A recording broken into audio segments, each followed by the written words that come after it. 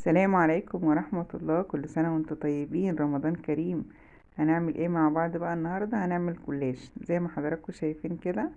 الحشو بتاعنا عبارة عن كنافة متحمرة وزبيب وجوز هند ومكسرات لو موجود. بس كده هنجيب ورقة الجلاش زي ما هي كده ونقطعها بس على قد الصينية، نقيس على قد الصينية. وناخد كل ورقة الجلاش هنقسمها على 5، ونحط الحشو ونطبقها بس كده. مفيش بقى اسهل من كده، وحاجة بسيطة جدا جدا وبتطلع مقرمشة قوي.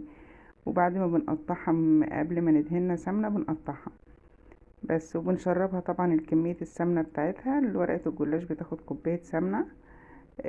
بنكون مسيحينها طبعا شوية على النار، مش سخنة ولا حاجة، وبعد كده بنسقيها لها بقى وبتدخل الفرن. وبعد كده بنحط لها السيرب بتاعها.